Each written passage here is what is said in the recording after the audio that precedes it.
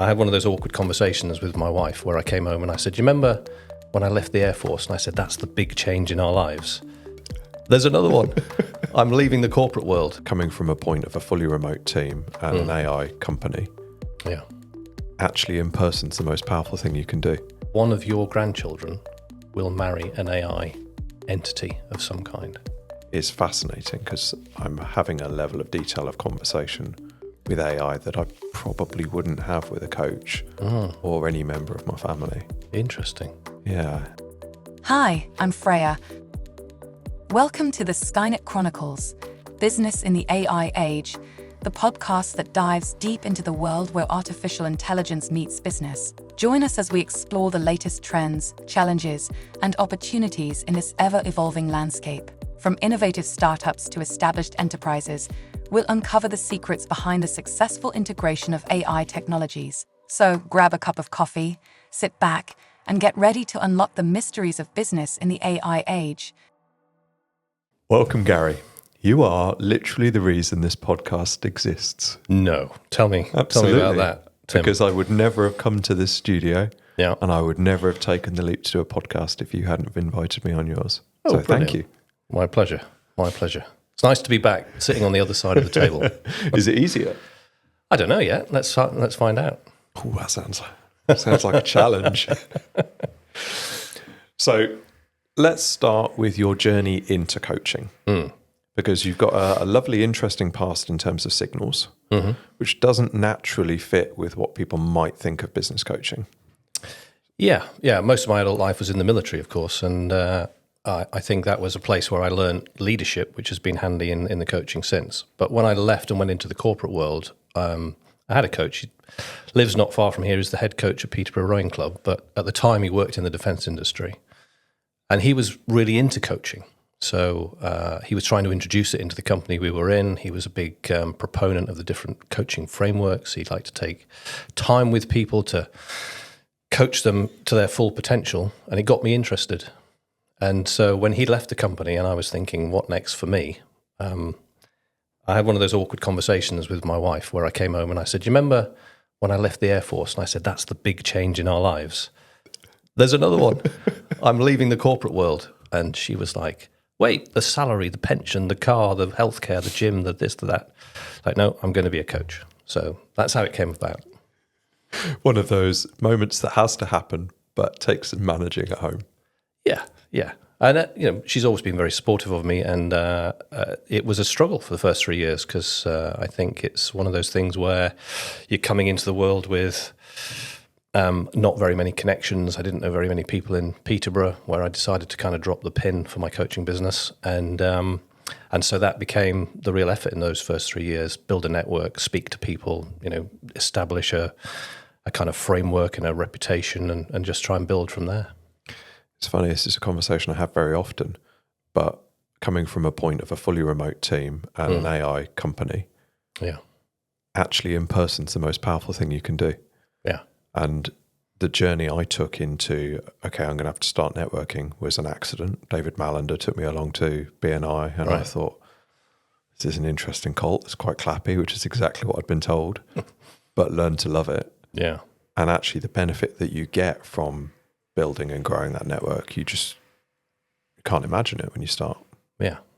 But, I bought a coaching franchise, but if you look at the mistakes that I made at the beginning, are people interested in the coaching framework, the coaching methodology, what coaching is, how many sessions we have, all this kind of stuff? Not at all. No. And so there's a point at which my own coach, who lives on the South Island of New Zealand, he said to me, you've got to start talking about what they want and making it clear to them that you can help them get what they want, because they're not interested in you at this point. And so as my mindset shifted and I started to do that, you're sat with somebody having a conversation, and at the end of that conversation, they've split into two. Half of them think you're a complete douchebag and this is the end, and the other half think, I think this guy can help me, and that's the half that obviously become clients. So it's basically active listening and then solution selling to solve the problem that they've got, which is what any good business does. Yeah, you've got to have a sense that you're taking them on some kind of journey. So Coaching is interesting because sometimes it can turn towards the past if you're not careful. And there's been a few occasions when I've had to say to people, look, I do know somebody who could help you with that because it's clearly been a big influence on you, but that's not what coaching is. We are looking to the future. And so that's the bit that I do now in my prospecting conversations. It's like, so what are you looking to achieve? What does the business look like in the future? And why do you want that? Is it because of family? Is it because of you want a particular house or a particular car or something? It's, what is it that's driving you forward? And as they start to unlock this, what I want them to be thinking is, if I want all of those things, Garry is part of that solution. Yeah. And again, at the beginning, when I had a different coach then, and she said to me, I've had a look at all of your social media, Garry, and what it looks like to me is that your sole purpose in life is trying to prove to other people how clever you are. You're just like an arrow to the heart, and okay. Confidence hit taken. So it was one of those things where you start to do that and you talk about the future and you make yourself part of the solution and don't give the solution as part of your prospecting, because if they've got the solution, then they're done. Thanks very much. I'll give those ideas a try and come back to you if I need anything. Yeah. And you've taken a turn towards executive coaching as well, haven't you? I have. Tell me about that. It's a good split because the giant corporations buy coaching in a different way. And they hand it out to their executives based on a number of different things. Normally it's if they're in a fast track or a kind of top talent program. Sometimes it can be if they're seen to have had an appraisal and there's something not quite right and they want a little bit of help with that. That's a little bit more difficult. But the executive coaching is very human. It's very much about where am I right now? How can I get to the next step or beyond? How can I deal with the challenges I've got now around my boss or my team, or the sense that I just can't get things moving the way I want? So very different, just as enjoyable as the business coaching, but less focused on numbers and plans and strategies and things. So more able to make a short-term impact? I think so, because you're normally unlocking something by holding up the mirror to somebody and you're saying to them, so you've explained this situation and you've blamed your boss and you've blamed your team and you've blamed Brexit and climate change and everything else. What's been your role in this? Yeah, if everybody else is wrong, maybe it's not everybody else. Yeah, exactly. And then when they start to do that, because many of them, I think a bit like I was in my military career, don't have a lot of self-awareness. They're charging ahead on a path, and then suddenly when they become more aware of themselves and their impact on others, their own emotions and how they bring that into the workplace, that's when the transformation happens, because they start to feel differently about, okay, I'm actually in charge of some of the outcomes here, because it's my responses and my inputs that are causing some of these challenges. Yeah. So yeah, more easy to have a fairly instant impact. Fantastic. So you're staying away from the likes of timeline therapy, Yes. which was the only form of coaching I ever found funny. It didn't work with me at all. Funny. Yeah, I just laughed. Yeah.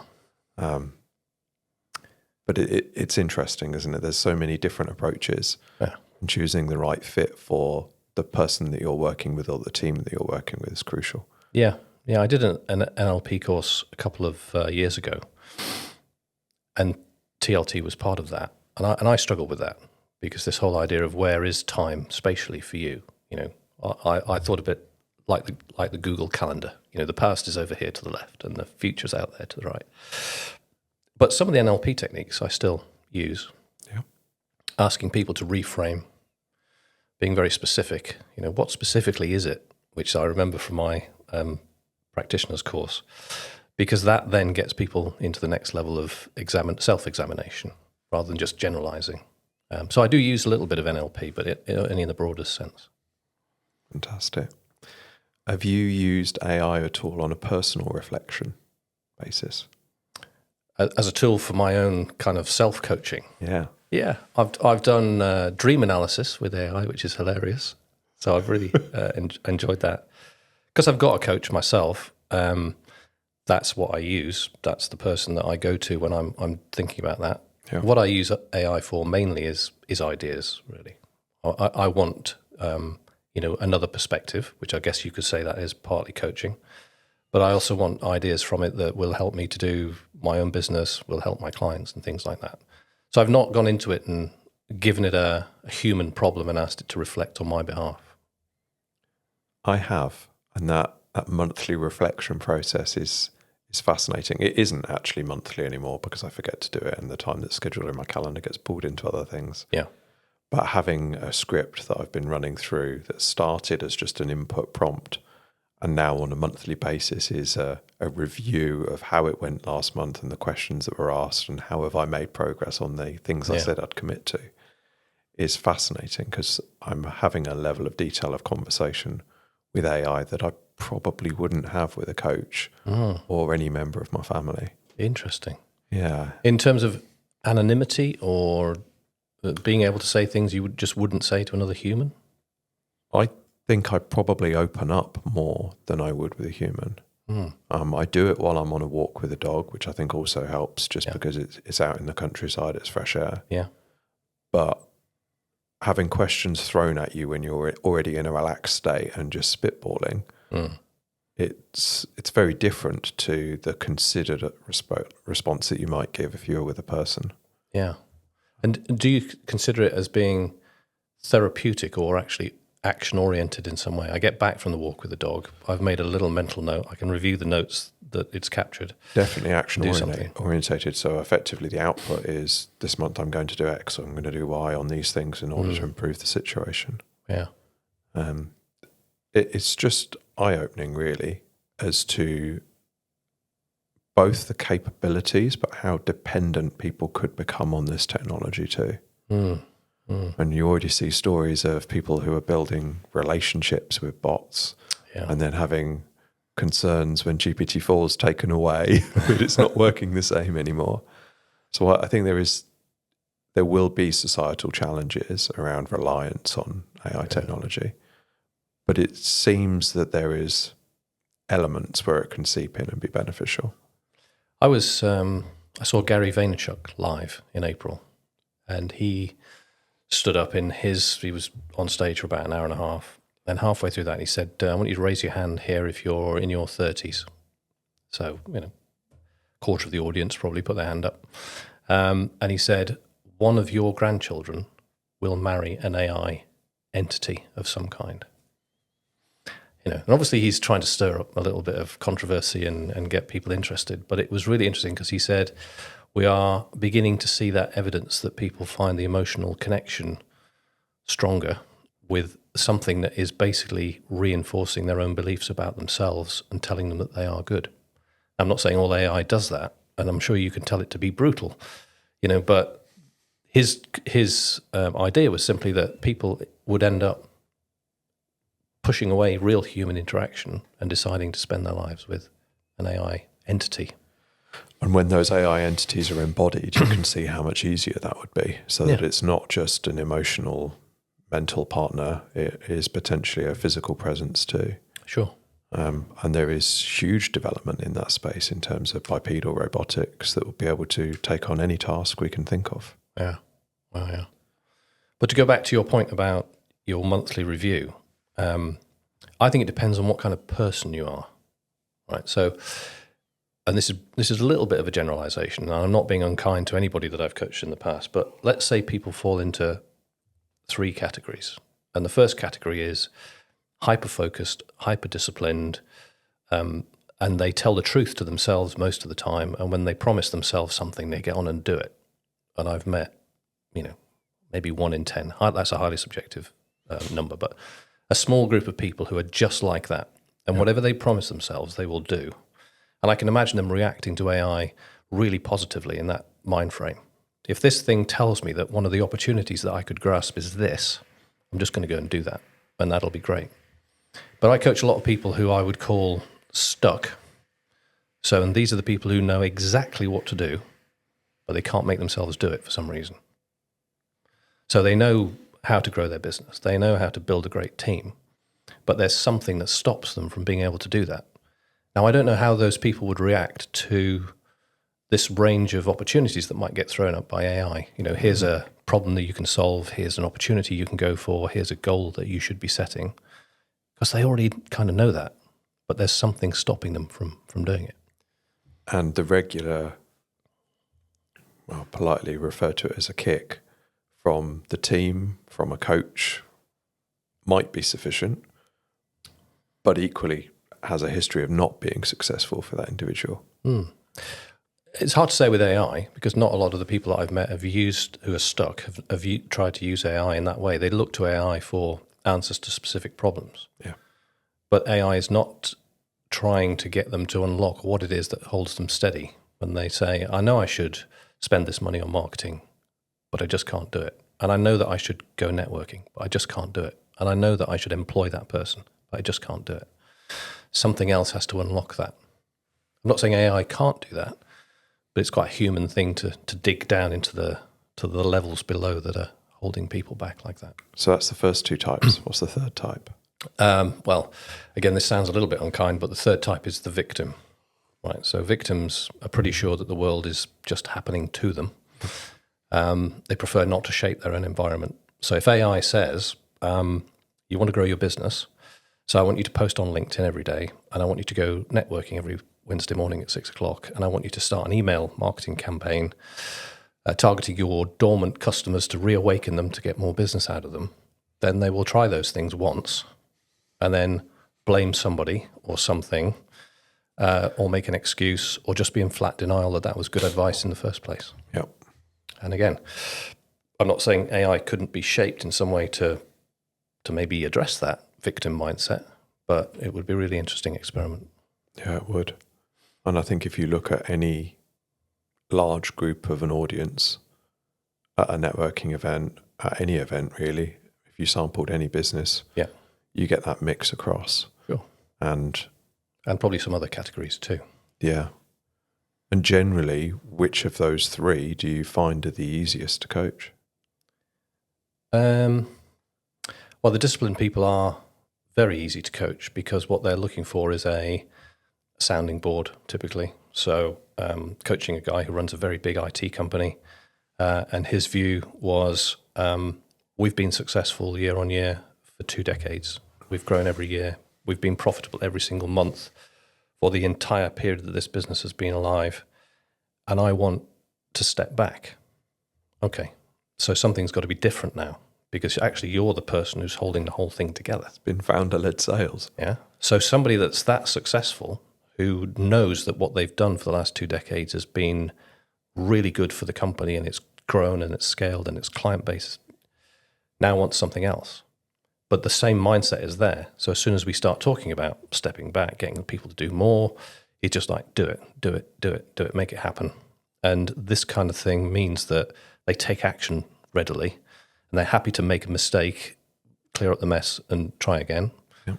You know, so they're good people to coach because they're action takers. The victims are more difficult until you get them out of the excuse-making thing. So sometimes I will sit with a client, I'll say, last week you told me that you were going to do A.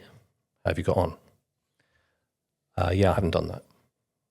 And I would say to them, okay, I'll give you 5 minutes and you can give me all the excuses as to why that's not being done. And it sounds a bit arrogant, but it's kind of a positioning and a framing of whatever you're going to say now, be careful not to make it an excuse. Because if it starts with they did or didn't, or that didn't happen, and you're not talking about you, then we know that it's probably an excuse. Different. Fantastic. So how do you personally choose the diet of information that you get? What are your sources of information and inspiration? So a lot of my inspiration comes from my coaching community. So there are 200 action coaches in the UK. Yeah. We meet regularly. We speak regularly. There's the whole spectrum there. There are coaches who are absolutely flying. There are coaches who are still in the early phases and maybe not flying. We talk a lot, and that is very inspiring because you can see people at every stage. You can see people who were where you were. You can see people where you are now, and you can see people that you would really like to follow into that kind of space. So that's a lot of inspiration. When it comes to information, I'm very careful with news. I don't consume broadcast media news now at all. So I try to be very careful about what I choose to watch and listen to. in that sense, because I don't want to start my day with murder, war, crisis, all this kind of stuff. Negativity in general.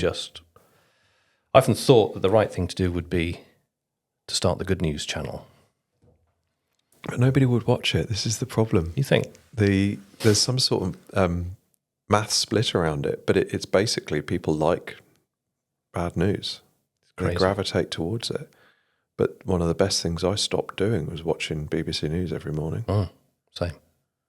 And I think coming off of socials was a revelation to me. Yeah. And so now I just try and, through the business, we create content and I consume as little of it as possible in the wider spread. Yeah. And I'm very selective about what I listen to and what I read. And even then, sometimes there's the odd bit that slips through that I don't really want to know about. But and I will read Google News occasionally. Yeah, I'll pin stuff. But I'll, if I see something on LinkedIn that I like, or if I see something on a news site that I like, or things like Forbes and Harvard Business Review get kind of pushed into my feed, and I'll spot something like that and just pin it for later. Yeah. But I will definitely not watch broadcast or listen to broadcast media news, because I just don't. I don't want that set of emotions in my life at the start or the end of the day. No. So. And it saves so much time. You see, just the scrolling. My daughter lives on TikTok, and I just think, what are you doing? What are you doing? What are you putting in your brain? Yeah. Everybody well, I makes guess the algorithm will be putting slightly more controversial things into the feed to keep her interested, because she is. Well, it's just a needs positive a bit more reinforcement stimulus. loop, isn't it? Yeah, so it's whatever you've liked, you see more of. And that will create challenges in society, because those that were more into extreme content will see more and more extreme content. Yeah. Whatever your belief system is, it's a reinforcement loop. That's why I get a lot of stuff in my social media about slicing your irons or shanking your driver. Because I watch those videos thinking there must be a solution in here somewhere. You've just completely thrown me, and it's a long time since that's happened. Yeah. So, what's the benefit of exercise in terms of personal input, and the coaching that you're doing with individuals is very much on the mental and on what they could be doing within their business. Yeah. But how much of a play do you think physical activity has in terms of emotional well-being? I think it's very important for me, for reasons that you and I have discussed before, in terms of getting over things that happen to you in life. If you read a book like what's a good example? High Performance Habits by Brendan Burchard. Right. So I think the first habit is seek clarity. Let's be certain about what we're going to do. But the second habit is raise energy, without talking specifically about or calling it out as the title about physical energy. But it's basically this sense of, do you understand where your energy is at any given point? Do you understand what gives you energy and drains energy? And of course, in this conversation about energy, physical activity comes into it. And it is an absolute truth that the people who are getting a decent range of physical activity in terms of keeping mobile on a regular basis are better performers.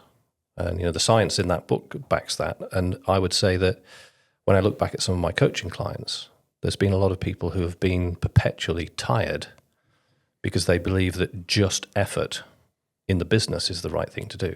Well, if I'm not working hard enough, then I just need to work harder. And so they're turning up well below their best. And so, I don't coach specifically in that, and it may come up in our early conversations about, how do you get your energy? Where does that come from? Who or what saps your energy away? And I'm very careful not to be preachy about physical activity, but I just say to them, what is it that you would need to do to turn up at your best, mentally and physically? I've got one client who wouldn't think twice about being on TikTok at 3 a.m, and then turning up to work at 9 o'clock in the morning and wondering why they're not at their best. So these are important things, but I try not to be preachy about it. I think for me, the easiest test in the world is if you're tired and you go and spend an hour working hard at the gym with a PT or not. Yep. You go home, you have something good to eat, Mm. and you go to bed and you sleep well. You Yep. wake up the next morning, you've had 8 hours sleep, Yep. and you feel better. Yeah. You don't feel worse for having exercise for an hour. You might have muscle fatigue, but fundamentally your mental position has changed from I'm worn out, I'm tired, Yeah. to I'm energized and fresh. Yeah. And it's just the easiest thing to do, really.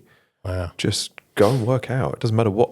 You have to enjoy it in some way, shape, or form. Otherwise, you won't routinely do it. Yeah, I'm smiling inside because my PT Carl and I have this kind of standing joke where I'll go into the gym at whatever it is, 8:30 in the morning yesterday, and he'll say, "How we're doing?"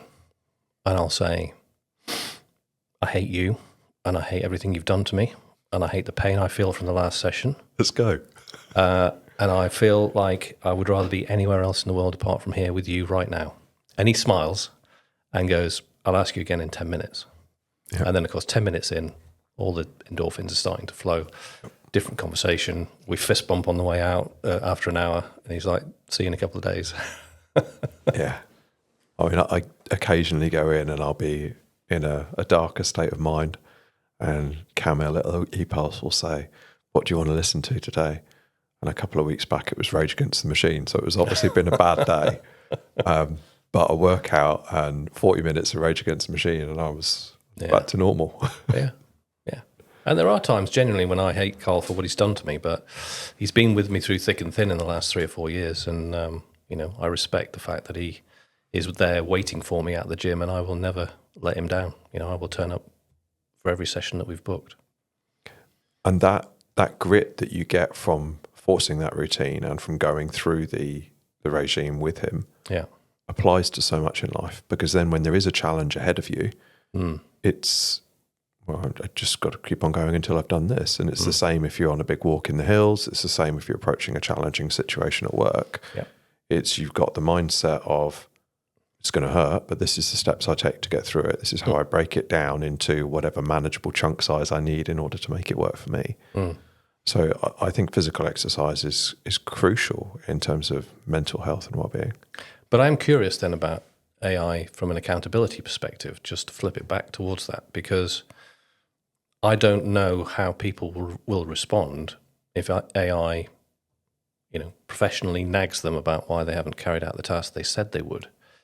And I guess there will be a group of people who will respond to that. Maybe those hyper-disciplined, hyper-focused people who will go, right, I'm not enjoying the fact that I'm being held to account here, so I'll do something about it. And then there will be a very large group of people, typical of humans in general, who find it really easy to let themselves down, who won't be forced into action by AI giving them that prompt. And so when it comes to accountability, I'm wondering how AI would deal with that and how people will respond to it. I think people will respond differently as they do now. I mean, going to a gym on a regular basis and seeing a PT is not for all. No.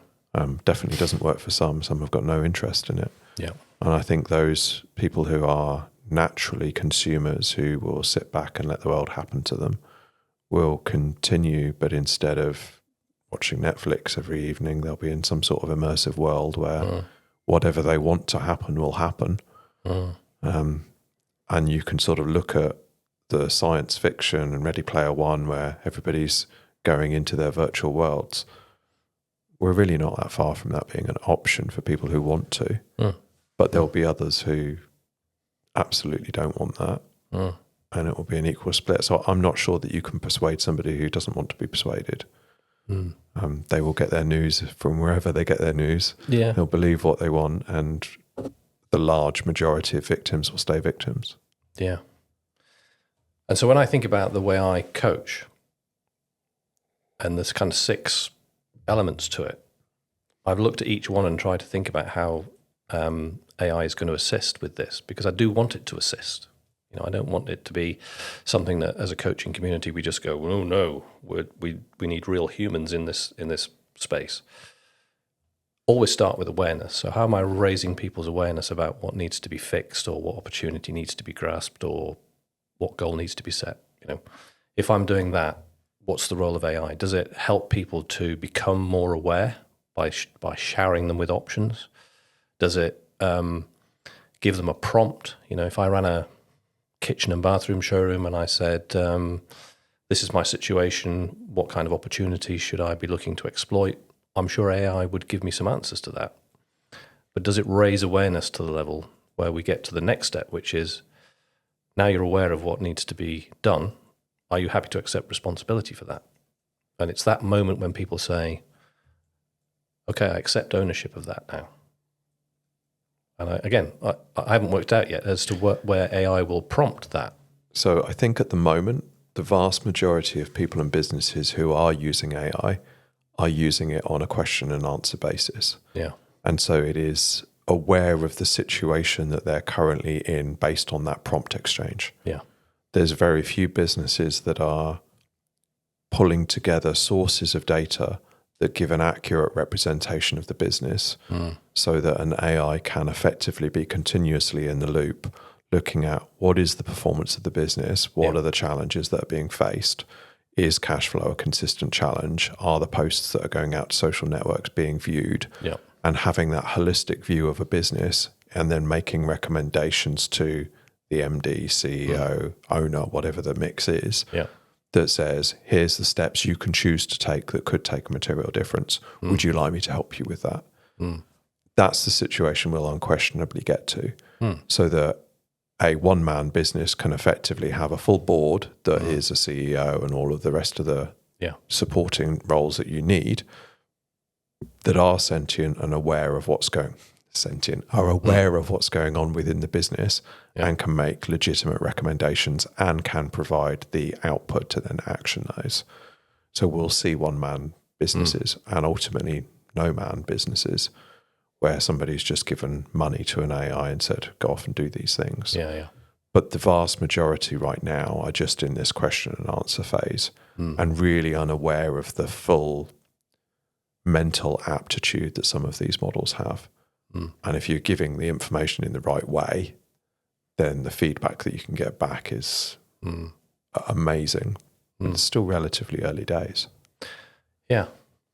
And while you were explaining that, I was thinking about the kind of answer I might get from AI if I said, tell me about my blind spots.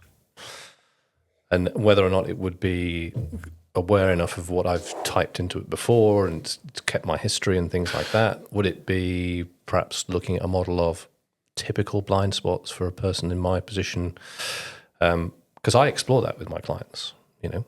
What do you know about yourself that nobody else knows? What does everybody else know about you that you don't know? There's lots of good examples of that. What is it that would be considered a complete blind spot? You don't know what you don't know. What's missing out of your mental framework here that's going to help you to grow the business? I don't know how AI would help with that. But in that first stage of build awareness and get the client to accept responsibility, I'm very happy to employ AI in whatever way is best for them so that we get more richness in that moment, because it's essential before we move on to the other phases. Yeah, so I think it'll play a big role in that gathering of data about current performance and cutting through the lens that a business owner might have. This is why we're in this situation. Well, actually, the numbers paint a slightly different story. Have you considered this? But in terms of that future state and how far you can get on blind spots, I think that currently and for the foreseeable future would be best worked through by a person who's got the experience in understanding, because it's not just about the information that's out there. So I could suggest you could do a scan of all content across the internet, of all of the times that person spoke, all of the content that they've published, and based on that extrapolate on their mental state at the point in time where they've done it and what they might be thinking, and therefore what you can see, where are the gaps. It's not going to be right. It would be interesting, and I don't think anybody would want to read what it would come back with. It could be quite personally challenging, but I don't think it's going to accurately represent the blind spots that person has at this stage. Or, indeed, the beliefs that they hold that are driving them in a particular direction. I've told this story many times about a guy that I worked with at the start of my coaching career who said, I want to grow my business, but only to this point. And then as we had this discussion, and he said, My dad told me that all rich people are bad, so he's still alive, and I don't want to be rich while he's alive. Now, I don't know whether AI would uncover that. But at that point, when you suddenly realize the human belief and the motivation, I believe, said one of my clients, that the only number that's important in my business is the balance in my bank account. Now, that's what they believed. So do I accept that belief? Do I challenge that belief? Do I show them what it might be like if they knew about the other numbers and what that means? If we examine the kind of challenges that had popped up as a result of only looking at that one number, I get this bill every quarter from HMRC, and they demand that I pay them all this money, and I don't always have it in my bank account. Okay, well, let's broaden your knowledge of how VAT works and everything else, and we can try and put that in a different context so that you can believe that there's a good reason for you to know these other things. Well, again, I don't know if AI is going to dig into that, it's going to uncover that. It would certainly tell a person, if you want to set this up correctly, and you're charging VAT, that you're going to cream off the top whatever percent and put that into a separate account so that the bill is payable every time it arrives. It would tell them that, but it might not have uncovered that belief at the start. So what role do you think that psychometric testing has in that space? Because if we can undertake a test that says what sort of profile are, with that is starting to touch on some of the belief systems, isn't it? Yeah, I do a behavioural styles test with all of my clients, the DISC tests. And it's variable, best used, I think, in comparison with others. So a team DISC is a brilliant thing to do. But sometimes people will fill out the report. This happened to me just the other day, and they'll fill out the report, and the report goes to them, and they go, "This is exactly like me." And I say to myself, "Well, that's because you answered all the questions." But I never say that. So they realise it's them, and when the DISC report says, you're a bit headstrong and you're likely to charge ahead and leave people behind, and you've got a very strong kind of ego, and you like to bang the table and make things happen and get results, and they wonder why everybody else isn't like them, it's a brilliant way to raise your self-awareness. Yeah. Right. So he's like that because he likes detail and won't act until he's read every line of the insurance policy, whereas I'm busy making a mess up ahead, just getting people to clear up behind me. And so it's helpful like that. Yeah. So maybe there's a place for some sort of testing profile to help understand some of the challenges that an individual has. But ultimately, if a person sat with somebody over a series of coaching sessions can elicit that understanding, I think there will come a point when an AI can too. Yeah. But it won't be just having a chat interface. It's going to require something that at least appears more human, I think. Yeah. I mean, if we look at the obvious things at this point as it exists today, in my understanding, AI is not going to be checking out body language. So when I'm sitting opposite somebody... About that. Yeah, I'm sure it's coming. I have to show you something after this. We'll have to do it off air. Right. But it's something that we've been working on that actually is evaluating body language. Yeah. Yeah. So at that point where the visual cues currently tell me a lot about the state of emotion, the willingness to go deeper, the avoidance strategies that might be there, I can see body language changing. I can read something into that which might change the way the coaching session goes or the next session goes. So I think that's something that, whilst I don't doubt that AI has got some kind of capability, that intensely kind of human sense, that the hairs on the back of my neck are standing up for some reason. Yeah, the spidey sense is triggered. And I'm not quite sure why that is. That gives you a little bit more intuition in those situations. Fascinating. You've got some interesting scribbles there in front of you. Well, it was my mind map, because I was thinking about the way I coach and the 6 different phases of that, and thinking about how AI might apply to each one, because the third phase is knowledge. So come on in, AI. Because if I say to somebody, so you've set yourself this goal, you're happy to take responsibility for it, do you have enough knowledge, skills to achieve it? And they say, partly. And we go, okay, let's identify the gap. And they don't know about certain aspects of business, then why not go and get that prompt and answer knowledge from AI in a way that would be very beneficial to them. The fourth one is interference, of course, which is then, well, what's standing in the way? And I was driving up here thinking to myself, what kind of questions would I put into AI to try and uncover why a person's distractions or a person's circumstances or a person's beliefs or values that they hold are obstacles in them achieving what they want to achieve? Because I'd have to try and frame that in a way that AI could give a sensible, output. I'd work backwards. Yeah. I'd ask the AI to tell me what sort of things to ask in order to elicit that understanding. Yeah. So I know the kind of questions that I would ask, and it's whether or not a person operating on their own could prompt the AI or ask the AI to give them the prompts to get that insight. So I've set myself this goal. I think I'm ready for it. I accept responsibility for it. I've got all the knowledge. What do you think is going to stand in the way?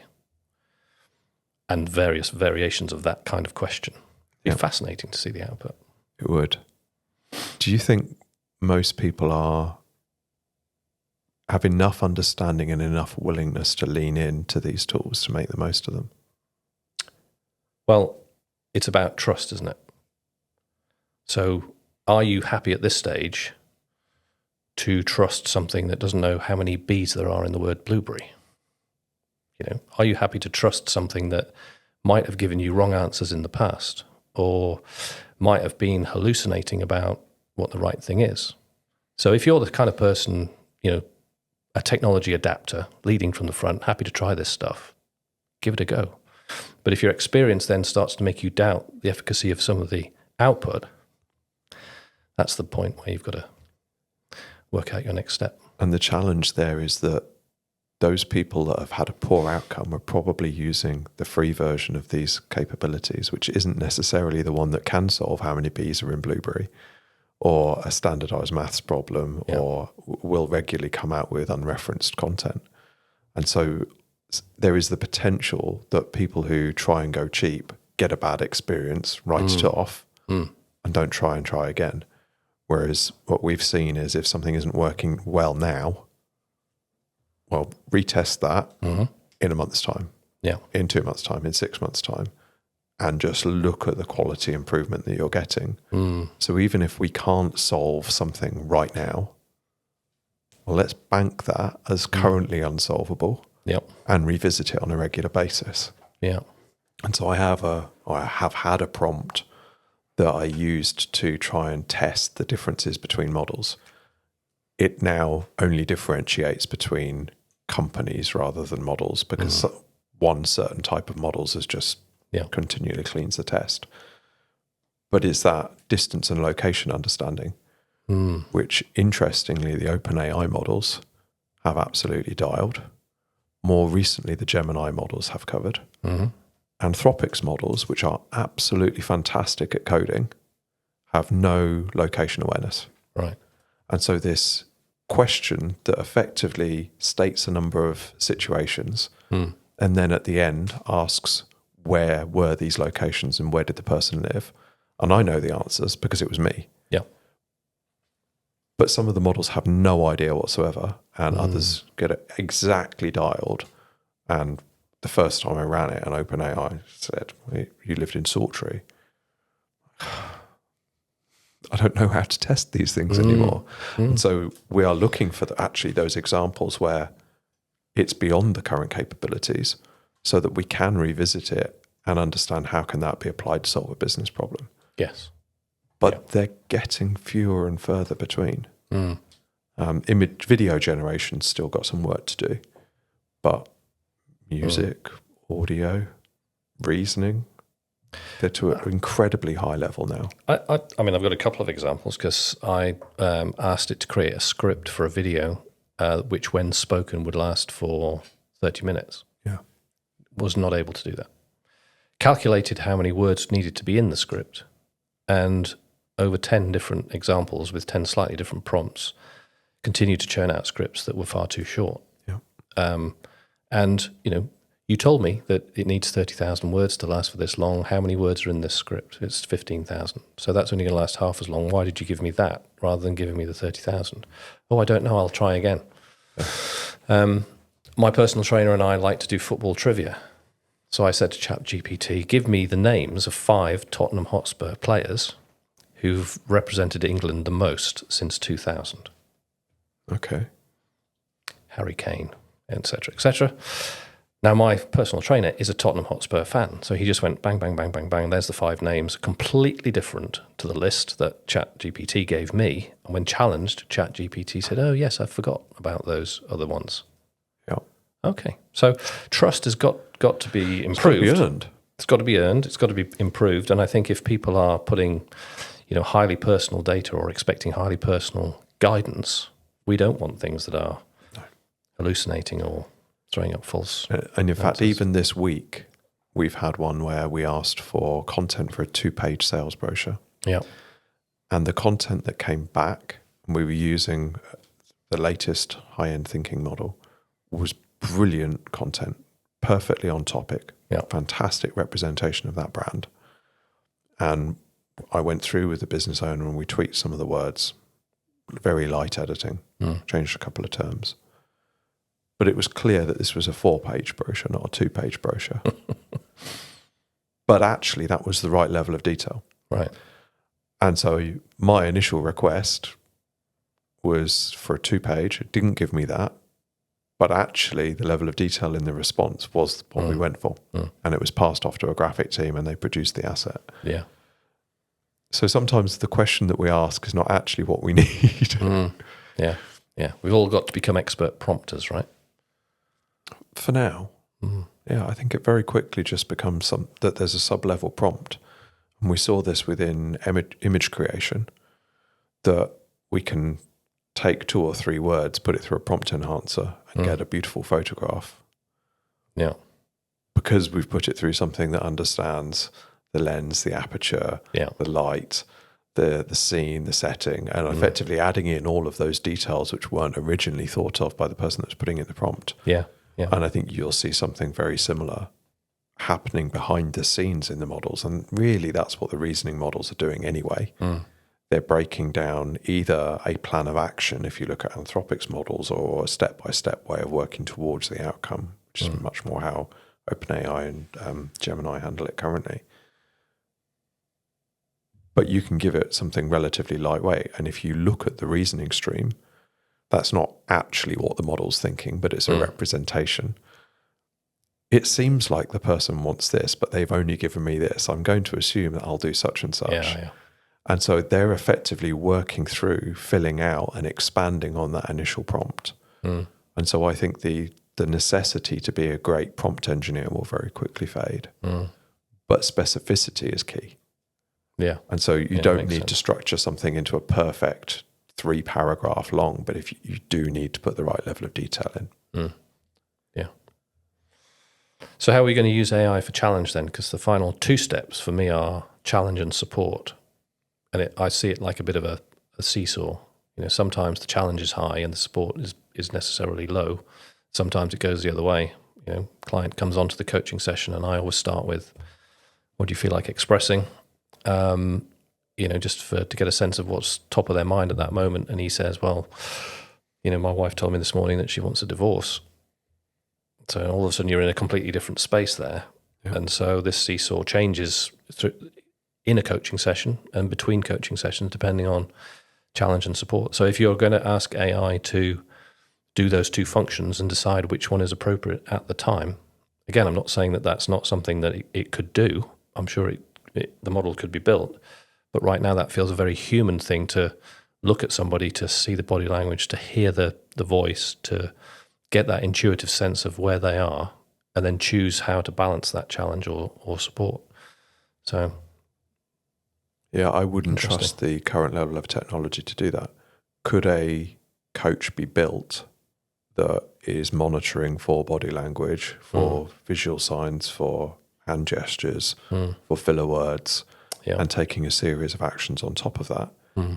It could, but I think you have to be incredibly careful how that technology is deployed. Because really AI is just another tool, but we want to use it in such a way that it is bringing benefit, not adding risk. And so in some business situations, AI is not the answer, actually probabilistic logic makes far more sense, or rules-based logic, where you're very specific about these are the things you do. When you're getting into the individual realms of coaching a business owner, there is a lot of maybe not insurable risk, but there is a risk that you as an individual could make a recommendation that could be detrimental to them as an individual. And the last thing we want is people taking guidance from an AI that is an uninsurable risk, where we could be damaging people's lives. Yeah.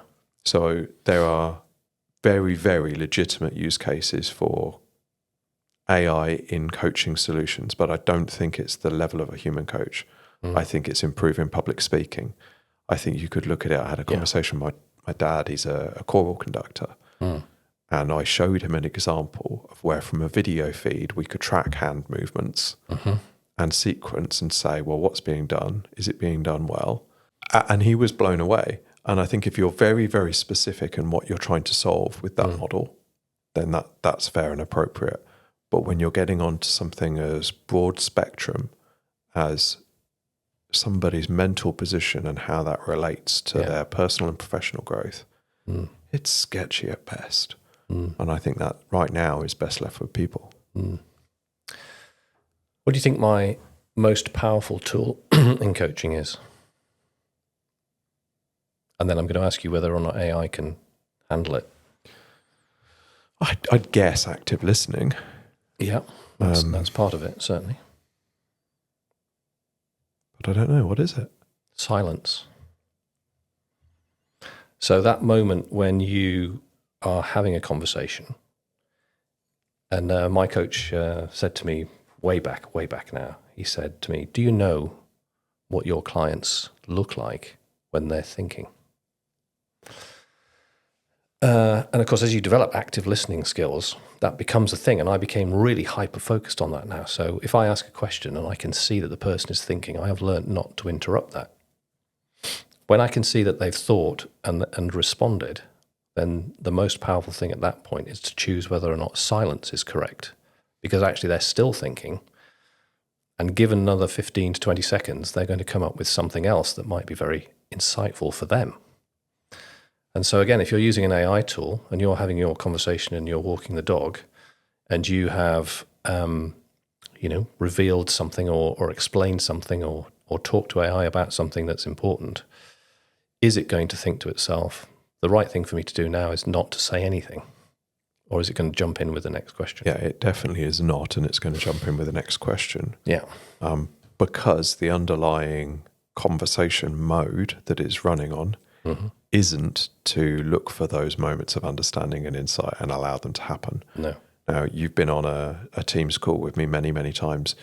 I'm sure you'll know when I'm looking off to the right, I'm trying to work out the answer to something. Yeah. And it's not looking for that. No. But could a solution be structured so that it was? Yes, but again, those indicators vary greatly from person to person. And you get familiar with them because you're looking at a broad spectrum of different individuals. So there are some things which you can read on how to read, and there are others that you'll pick up from conversation over time. Yeah. And we are not there with AI yet. And actually, when you look at the way the most capable model of video analysis works, we've discovered in the past matter of days, while it is multimodal, it's still breaking down, and we are charged based on audio separate to video.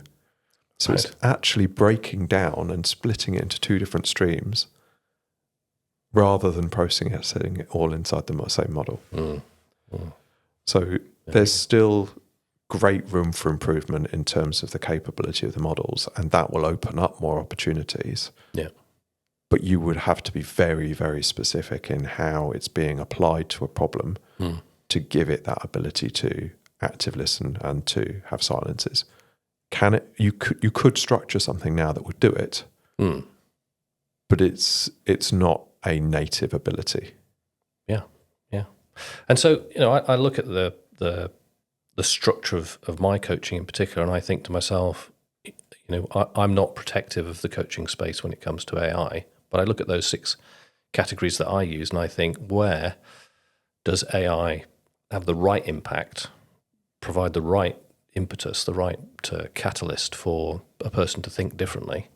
And where do we still need to be in a position where trust and empathy and intuition maybe are important enough for that to stay a human space for now? Yeah. And maybe that human space stays fairly fixed. Maybe it shrinks over time as technology improves. But fundamentally, I don't want to keep AI out of the coaching space. I think it belongs in a few places, but just not everywhere. It can't tell war stories, for a start. It can't tell war stories. But the other place I think it has great value is in making sure that the businesses that you're coaching are making the most of the capabilities that are out there. Sure. Because while it may not have that much relevance in the direct coaching session, the individual could benefit from the tools that are out there. And if they're applied consistently within their business, then that could make a material difference to the performance. Yeah. And I've got lots of people who are experimenting, lots of people who want more knowledge, lots of people who are trying to teach themselves to use it more effectively for analysis, trend analysis, sales performance. And that's all good. I actively encourage all of that because, when they come to the session and say, we've noticed that, number 4 in our sales team seems to be on a downward trend while everybody else is up, then we can have a conversation around what's the next step for that, how are we going to tackle that? So it gives us more helpful information to deal with than less. So what do you think is the future of AI in coaching? I think it's the systematic embracing by coaches of the technology at whatever level it's at. So if you have a particular coaching model and it fits in a lot of places, in my model, in the knowledge part, it fits really well. So I will use that, embrace the technology at that point. If the technology changes, re-examine the model and see if it applies in a more specific way. But don't forget to hang on to the uniquely human things that are actually the point where the person has an insight. That's the thing. And if I sit quietly with somebody and they have an insight as to how things are going to be better for them, to me, that's the transformational power of coaching. So let's not get rid of that. Let's use the other tools alongside it. And roll on to more coaching on the hills. Well, yeah. Garry, it's been fantastic chatting again, and it's so pleasant having gone. It feels like I should be on the other side still. I love to have conversations. Thank you very much. My pleasure.